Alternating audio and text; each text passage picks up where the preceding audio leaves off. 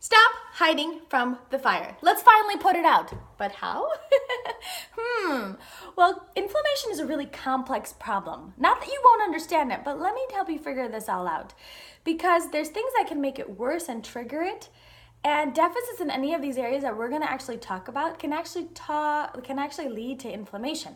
So remember, each one of you are different and unique in your own way. And you guys all have your unique stories.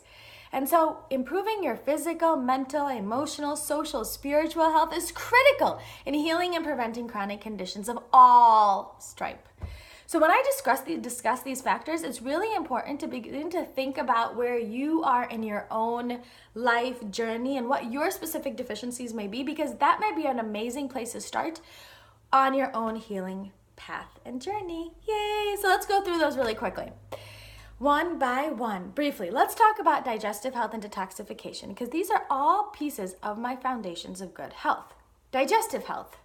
So our gut contains 70 to 80% of our immune system, and has 100 trillion bacteria that line your gut lining. When the immune cells are activated through the gut, they release inflammatory molecules that travel throughout the body and cause inflammation in your joints, in your skin, in your blood vessels, in your brain, everywhere. So what we put in our mouths can either help us or harm us, improving or activating our immune system. So it's really important to watch what you put in here. Now, nutrition. Proper nutrition with an anti-inflammatory diet not only keeps your digestive system happy, but also regulates your glucose and stabilizes your insulin levels. And insulin is a storage hormone secreted by your pancreas to help regulate levels of glucose or sugar in the bloodstream.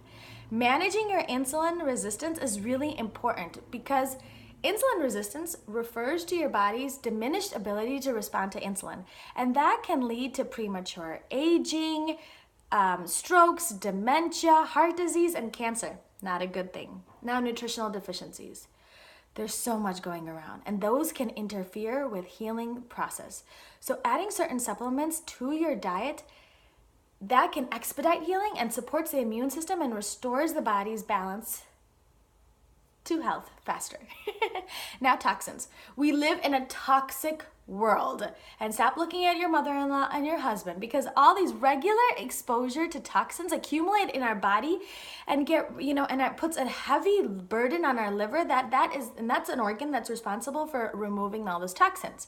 But guess what? When you have too much toxic around, your liver gets overwhelmed, can't eliminate the toxins, and then your liver, because it's selfless, likes to store it, and that then leads to more inflammation, more toxins, increasing the vulnerability to autoimmunity, cancers, blood sugar issues, and even makes the body numb to insulin and leptin, increasing insulin resistance and preventing one from losing weight, and even leading to heart disease and diabetes and strokes. So no, not a good thing.